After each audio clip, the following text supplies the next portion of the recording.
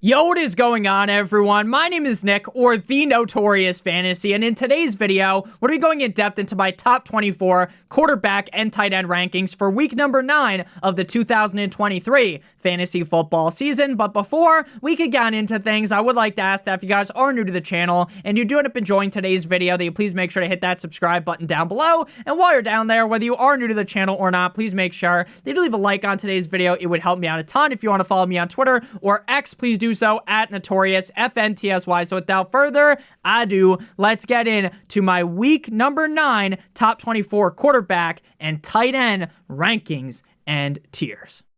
We begin with the S tier at the quarterback position at number 1 with Patrick Mahomes of the Kansas City Chiefs going up against the Miami Dolphins in Germany at 9:30 a.m. Eastern Standard Time. So I know Patrick Mahomes absolutely dropped a deuce on your chest if you started him in fantasy football last week. The guy was playing like a blind man out there. 0 touchdowns, 2 interceptions, 240 passing yards. If I'm being completely honest, I think that was the worst I have ever seen Patrick Mahomes look in my life. Now, the guy was dealing with the flu, this, that, and the other thing. He has one down game. It is what it is, right? If you look at his season as a whole, this guy has been very solid week in and week out. One of the most reliable quarterbacks in all of fantasy football. Currently the quarterback 3 on the year, again, despite the fact that he was the quarterback 30 last week. Going up against the Dolphins defense, I do believe will be a tough task for Patrick Mahomes, but at the end of the day, this game has all of the makings of a potential tit for tat, high scoring, back and forth affair,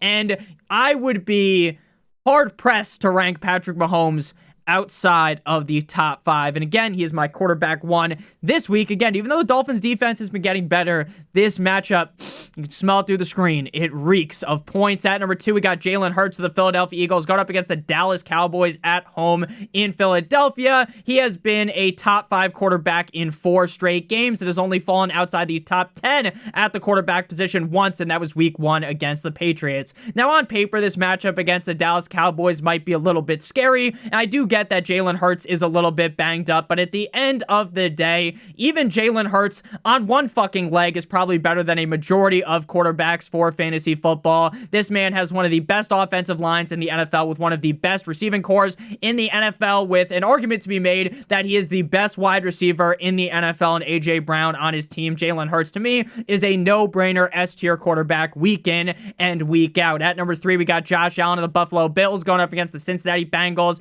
in Cincinnati on Sunday Night Football. Last week, he was the quarterback 2. The week prior, he was the quarterback 4. He's only had 2 games outside of the top 12, including a disaster-filled game up against the Giants, and then week 1 where he just looked lost against the Jets. Now he goes up against the Bengals. This is another game that we could see being very high scoring, a tit-for-tat high scoring affair. Josh Allen is the quarterback 1 on the season, and just another guy that a top 5 ranking is a no-brainer. At number 4, we got Joe Burrow, Joe Shiesty of the Cincinnati Bengals going up against the Buffalo Bills at home in Cincinnati. Now, coming out the bye week last week, they faced a stout 49ers defense, and they absolutely Cleveland steamered the 49ers defense. 280 plus passing yards, 3 touchdowns, 0 interceptions, as well as 43 rushing yards. Now, he's probably not going to rush for 43 yards this week, but I love the matchup against the Bills. The Bills defense is severely beaten and battered. They are banged up, and if Joe Burrow continues to look as good as he looked last week,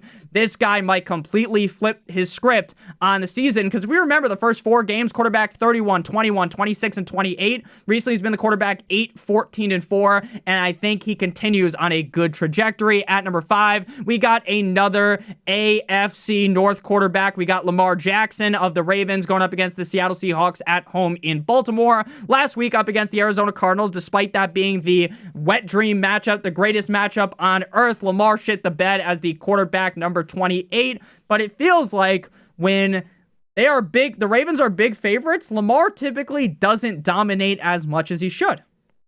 But when they are in closer games, Lamar Jackson typically ends up covering, and he ends up playing a lot better. This is a tougher matchup defensively up against the Seahawks, but again, Lamar Jackson has been very consistent this season as a top 10 quarterback. Sure, he had a down game against the Cardinals, but I'm not going to get too mad about one down game. Moving now to the A tier with quarterbacks 6 through 8. These are all quarterbacks that I'm still very confident in, but they just don't quite frankly crack the S tier. Leading the A tier is my boy Tua Tagovailoa as the quarterback 6 going up against the Chiefs in Germany. Guten Tag. Tua Tagovailoa has been kind of up and down all season, but ultimately he's been pretty consistent, but he just hasn't been like a lock to be a top 5 or 6 quarterback every single week. Currently the quarterback 5 on the year. The Chiefs secondary definitely very, very tough, so I don't think this is going to be the greatest game out of Tua, but again, this matchup has all the makings of being that very high scoring game, and if that is the case,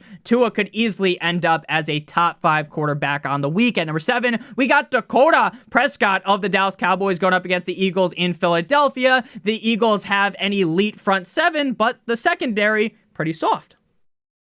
Dak has been a top 3 quarterback in back-to-back weeks, and while Dak was absolutely dog shit for the first 5 games of the season, it appears that he has gotten better. It appears that the offense as a whole has looked a lot better, and I think this should be a very fun one against the Eagles, where Dak, again, has the upside to be a top 3 quarterback. At number 8, we have Justin Herbert, the pervert of the LA Chargers, going up against the New York Jumbo Jets in MetLife. Now, Justin Herbert, out of all 3 of these quarterbacks in the A tier, by far has the worst matchup. The Jets defense has put a ton of quarterbacks in a mental pretzel, thrown them into the goddamn blender. But outside of one down game against the Kansas City Chiefs in Week 7, Herbert has been another uber consistent quarterback. Now, you know, when the game's on the line, the back's against the wall, Herbert's throwing the ball to the defense. But at the end of the day, even if that happens against the Jets here, he'll probably still throw 2+ touchdowns, probably throw for around 300 yards, and you're still going to be happy that you started Justin Herbert. But the upside this week is severely limited by the matchup. Moving now to the B tier, we got quarterbacks 9 through 11. At number 9, we got CJ Stroud of the Houston Texans going up against the Tampa Bay Buccaneers at home in Houston. Last week was CJ Stroud's worst week by far, and it wasn't even close. He really did look like a rookie quarterback in that game against the Panthers, a game that they ultimately lost, but in reality, you play that game a bunch more times, Stroud probably wakes up and plays a lot better. 140 passing yards, 1 touchdown, 0 interceptions, just does not get it done in fantasy football. Now, I know that the Bucs defense is a lot stronger than the Panthers defense, but we have seen CJ Stroud ball up against stronger defenses. They came out kind of limp against the Panthers last week, but maybe that was just them overlooking them coming out to bye. Now, I don't actually think any NFL team is overlooking anything, but you could argue that was the case. The Bucs defense is pretty solid, but Baker and that offense has looked good. If the Texans are able to start racking some points up, this really could be a high-scoring game, and Stroud, for a very large portion of the season, was a lock to be a top 12 quarterback, so I like him as my quarterback 9. At number 10, we have Derek Carr of the New Orleans Saints going up against the Chicago Bears at home in New Orleans. Now, Derek Carr has been a top 15 quarterback in 4 straight weeks, but he only really started to pass the eye test last week against the Colts, because previously he's thrown for over 300 yards, right? He throws a touchdown, throws 1 interception, and while that's fine for fantasy, it wasn't really looking good when you watch the game. You'd watch Carr miss a wide open Olave. You'd watch Carr make some fucking downright horrendous decisions, and sometimes the defense would pick it, other times they'd drop it, but at the end of the game, if you weren't watching the game, you'd be like, oh, Derek Carr's actually playing pretty good this year. But last week, up against the Indianapolis Colts, 300+ yards and 2 touchdowns with 0 interceptions. This week, while I still have some doubts with Derek Carr, and up against a tougher defense, I don't think he'd be able to do that, put the cape on, have a huge game. He gets the Bears, one of the shittiest defenses, if not the shittiest defense in the NFL. So Derek Carr should be just fine in this one. At number 11, we got the Wolfman, Sam Howell of the Commanders going up against the Patriots in New England. Quarterback numero uno last week against the Eagles. While I was kind of on the Howell bandwagon in the summer, you would have had to have been Sherlock goddamn Holmes to see him being this good. Currently the quarterback 8 on the season, and I really like this matchup against the Patriots, because the Patriots defense is not the Patriots defense from early on in the season. I think Howell's pretty close to a lock to be a top 12 quarterback in this game against the Patriots, and if he hits his ceiling, he really could be a top 5 quarterback on the week. But something to note is that every once in a while, Sam Howell just hits a wall. against the Giants. Not the best defense. 0 touchdowns, 1 interception. Now, the Bills defense in week 3, they were rock hard. 4 interceptions, 0 touchdowns. But Howell has had these down games, so that's something that lingers in the back of my mind, but ultimately, I'm not going to let that make me panic completely, and I think he's a safe bet, again, to be inside the top 12. Moving now to the C tier, this is where things start to get a little bit more scary. If you had quarterbacks 1 through 11, you're feeling golden like your pony boy, but if now you're getting to this range, things start to feel a little bit grosser, and then if you notice, the deeper we get in, it is just digging in the goddamn weeds. It's like in those old school movies where they'd be in Vietnam and they're fucking using their machete to cut through all the trees. That's what it feels like you're doing as you get later and later into the quarterback rankings. If you guys enjoyed thus far, hit that subscribe button down below as well as hitting that like button. Very nice, I like. It would help me out a ton. So Gardner Minshew, the second of the Colts going up against the Carolina Panthers in Carolina. Gardner Minshew has oddly surprised me this season. Now, Gardner Minshew is probably one of the best backup quarterbacks in the NFL, but he has looked even better than I thought he would over the last 2 weeks. He's a pretty safe bet to finish anywhere from quarterback 12 through 18, so he's always going to be start worthy unless every team is not on bye. And, there's 32 quarterbacks to choose from. You probably don't want to rank him that high, but he could still finish as a top 12, top 10 to 18 guy. He had a game a couple weeks ago as the quarterback 3 against the Browns in week 7. 4 touchdowns, 1 interception, over 300 yards. Now, that was just an anomaly. That ain't going to happen again, but maybe it does up against a Panthers defense that, to me, isn't really the best. At number 13, we got Geno Smith of the Seattle Seahawks going up against the Baltimore Ravens in Baltimore. Rough matchup for Geno. But again, Geno's one of these guys that is just the quarterback 12, 13, 14, 15, 16, 17, or 18 every single week, which is a start-worthy guy. He's not a guy that I would love to have as my starting quarterback because he definitely has disappointed this season compared to last year. Last year, he was looking really good, and this year, again, he hasn't been like a bottom-of-the-barrel quarterback sinking the battleship of the Seahawks, but once the Seahawks get to the playoffs, then they have to rely on Geno Smith more. That is when I think we start seeing Geno Smith's errors, the mistakes he's making, hit like a fucking cannon shot, right? Again, tough matchup for Geno. He has so many weapons around him, though, that he'll still be fine. But again, not the most ideal starter on the week. At number 14, we got Jordan Love Me Tender, Love Me Sweet of the Green Bay Packers going up against the LA Rams. Solid matchup for him. The problem is weeks 1, 2, 3, and 4, this man is on top of the world. This man is dominant, chains and whips, 50 Shades of Grey style. This man was just absolutely butt-fucking the NFL.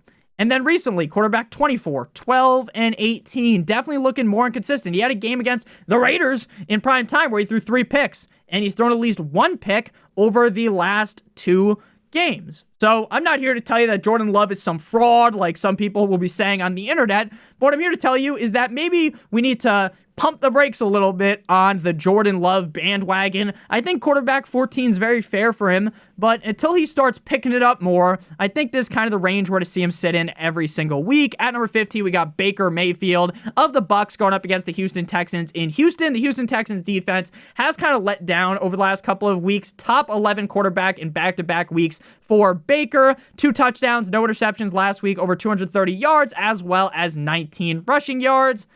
Feels pretty safe to have him ranked here at quarterback 15.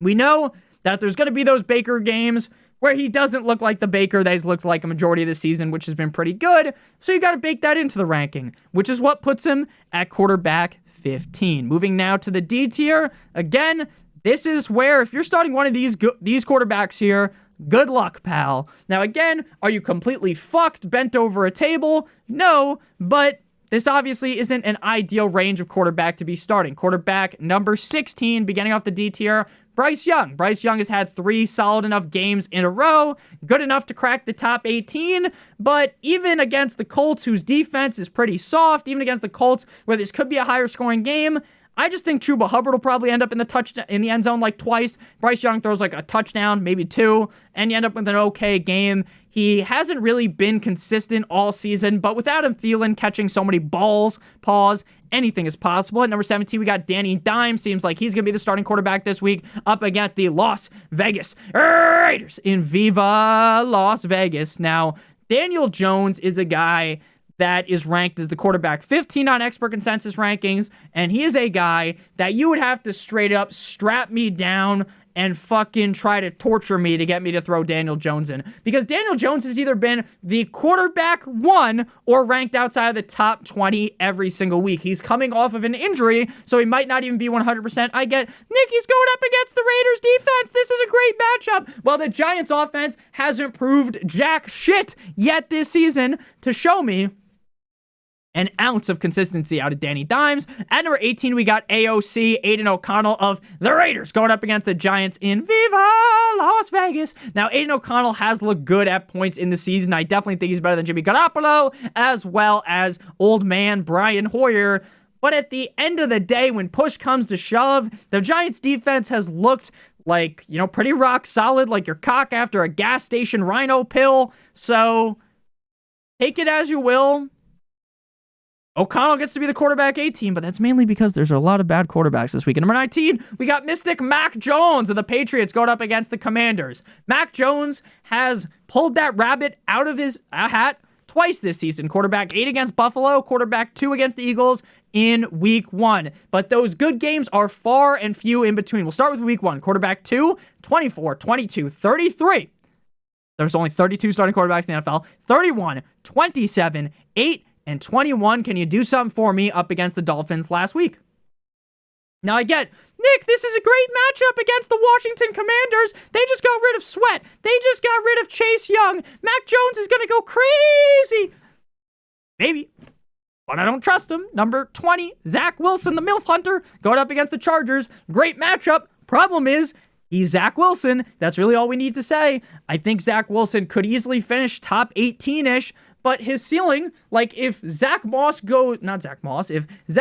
goes balls to the wall, if Zach Wilson whips his cock out, front hand, backhand, slaps the face of the Chargers, quarterback 15, 16 at best. So again, great matchup, salivating matchup, but when it's Zach Wilson, you can't really rank him much higher. Moving now to the E tier. At number 21, we got Deshaun Watson. Now, realistically, this is a great game for Watson to come back to up against the Arizona Cardinals.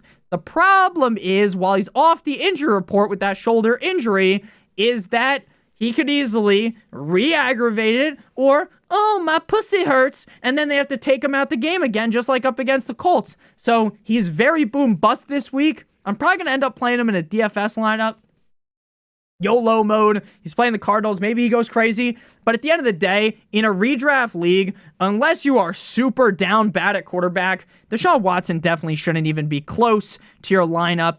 At number 22, Taylor Heineke going up against the cold like Minnesota Vikings at home in the ATL. But before we talk about Heineke, the rest of these two quarterbacks, and then get to the tight end rankings and tiers, I would like to give you guys a quick word from our friends and our sponsor over at Underdog Fantasy. Underdog Fantasy is the best place to play NFL Pick'em in the whole entire universe, and Underdog has a great offer for you guys today that I'm going to be talking about in just a couple of seconds. But first, I want to help you guys understand how the Underdog Pick'em works. You're going to have to pick at least one player from 2 different teams in order to make things work. So we're going to be talking about the Dolphins versus Chiefs game here, 9:30 a.m. Eastern Standard Time on Sunday. We are going to go with Raheem Mostert higher than 51.5 rushing yards. The Chiefs secondary, pretty solid. The Chiefs run defense, no bueno. So Raheem Mostert higher than 51.5 rushing yards. And then we're going to go to the Chiefs, and we are going to go with Mr. Rashee Rice higher than 45.5 receiving yards. I think he could easily get 50 plus in this spot against the Dolphins defense.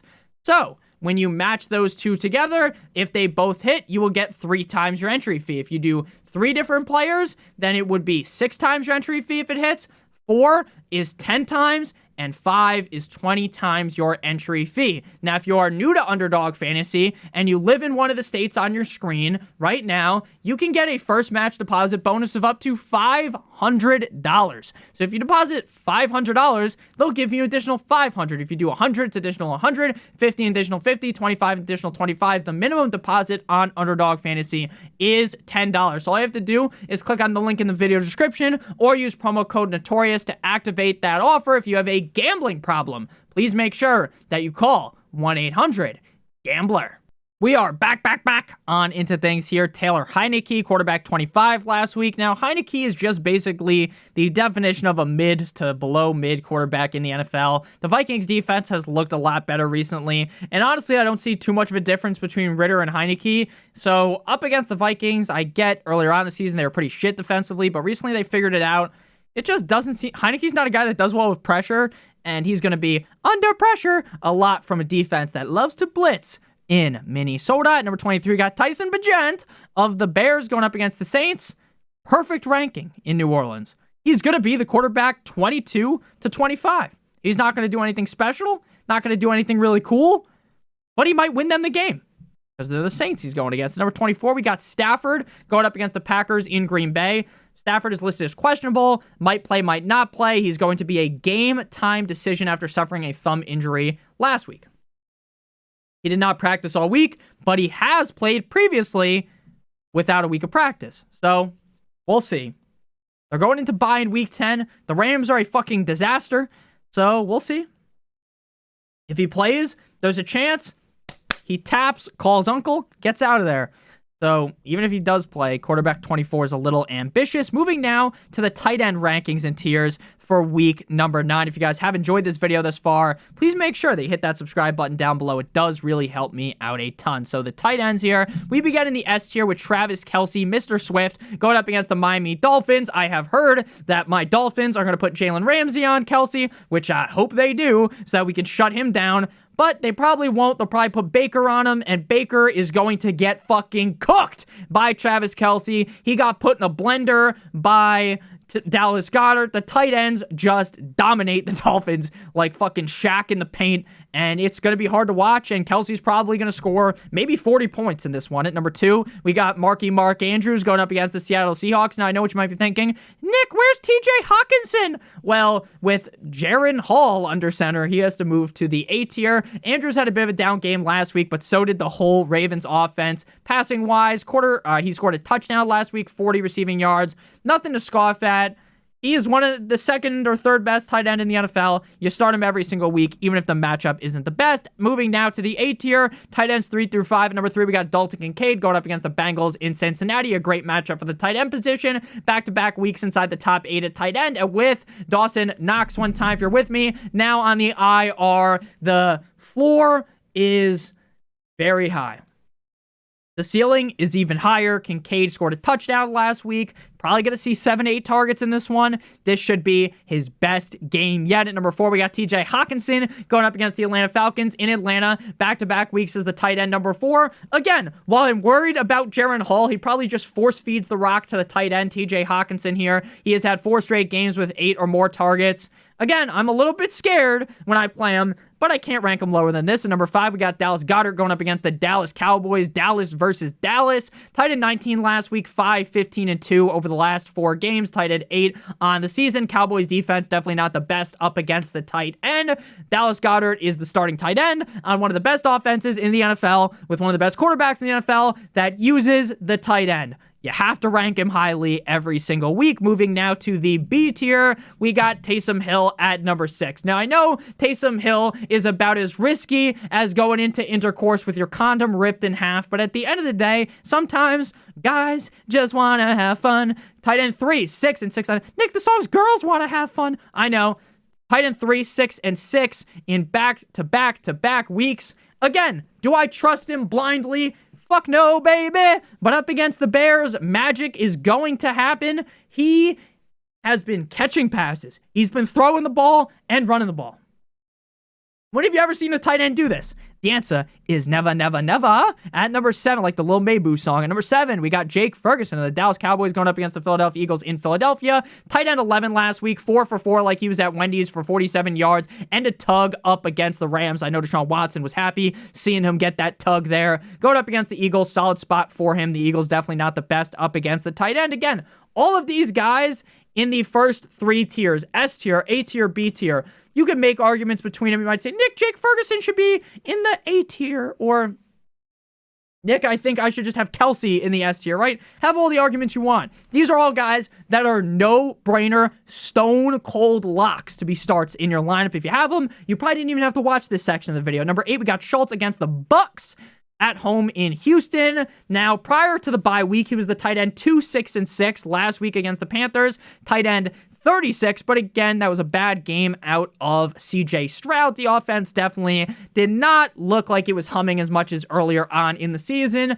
But again, it's not DEFCON 1. It's not wee woo panic mode. Sure, if Schultz shits the bed again this week against the Bucks, then it's time to panic. But those recent success, the great success, being so good recently, we got to keep playing Dalton Schultz. Now we move to a range where you're still starting him, but starts to, shit starts to stink a little bit more. Number 9, we got Kyle Pitts going up against the cold like Minnesota Vikings. 2 down games in a row for the ATL tight end. Good thing maybe Heineke fucking revives, gives CPR, gives the that thing, the defibrillator, whatever the fuck that thing is called.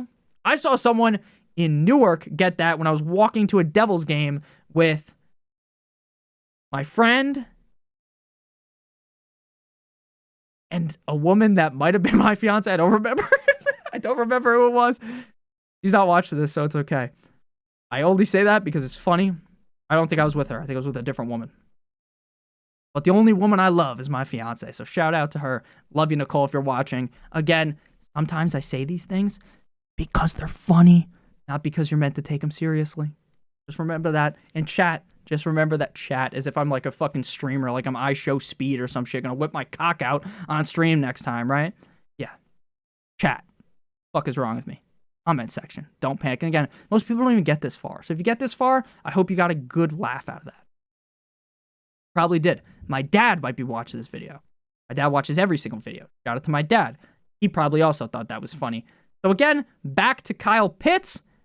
Down 2 weeks. I was starting him when he was the tight end 42. So I'm just going to keep riding the Pitts Express. Pause. At number 10, we got Trey McBride, brother of Danny McBride.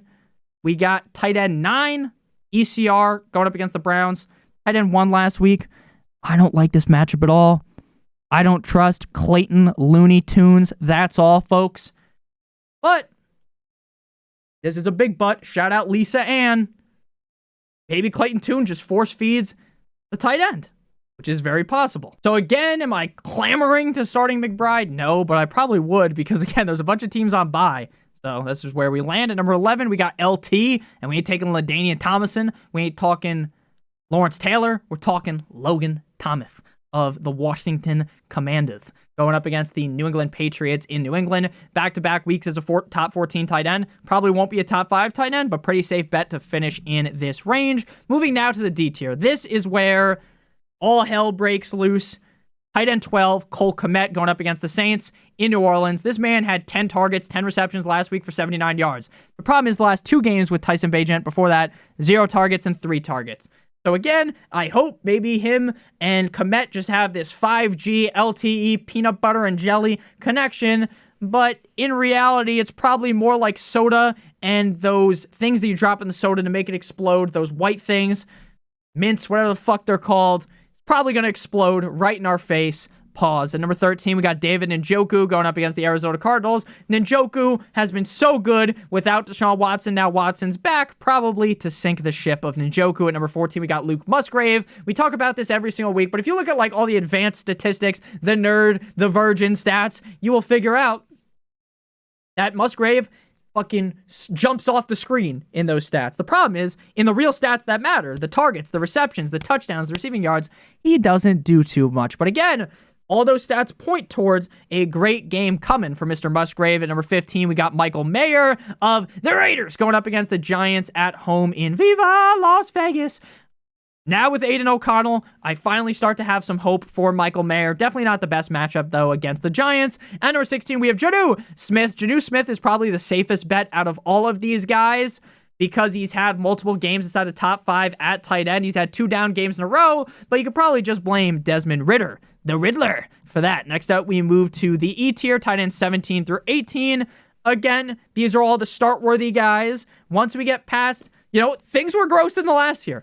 But once you get outside of the top 18, it feels like you are swimming in fucking molasses here. Tight end 17, K-Dot, in back-to-back weeks is a top 18 tight end. I say this every week, but this is a guy that if you could just pick him up with the claw from Toy Story and fucking throw him on another team, right? Shoot him for 3, lands on a different team that doesn't have as many weapons like Evans, Rashad White, or Godwin, then K-Dot's probably a usable tight end weekly.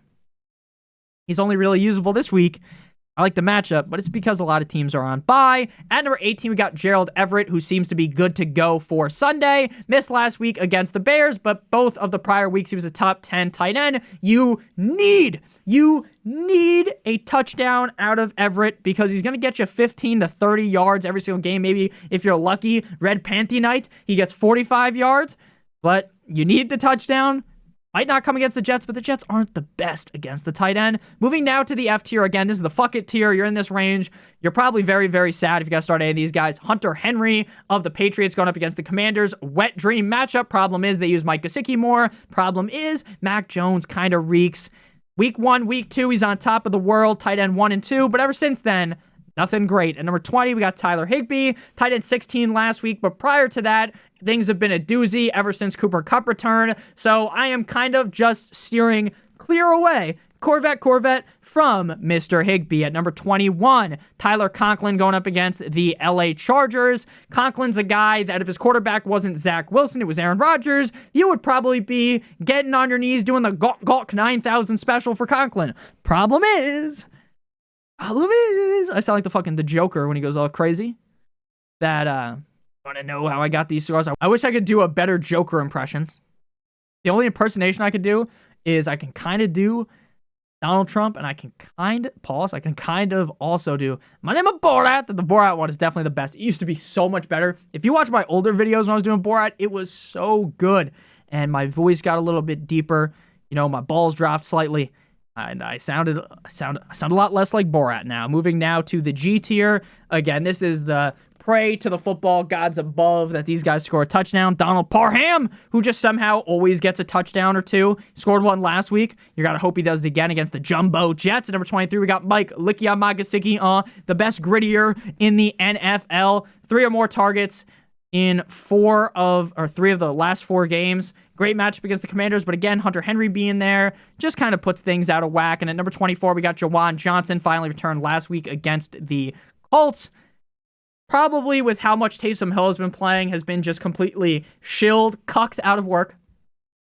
But hey, maybe the more healthy he gets, maybe he gets 3 or 4 targets this week and cracks the top 24. Because again, the matchup is great against the Bears. Thank you guys all so much for watching. If you did end up enjoying today's video, make sure you hit that subscribe button down below if you're new. Whether you are new to the channel or not, please make sure you leave a like on today's video. It would help me out a ton. If you want to follow me on Twitter or X, please do so at NotoriousFantasy. If you'd like access to my weekly rankings, as well as a guaranteed answer to any of the questions you guys may have, make sure you guys check out the Patreon link in the video description for $7.50. I love you guys all so much. Hope you all have a splendid Saturday, and we will be back on Sunday with the usual Sunday morning live stream. Go Dolphins, fins up. Love you guys. Have a great one as always. Good boy. Check out one of the videos on your screen if you haven't seen them already. Good boy.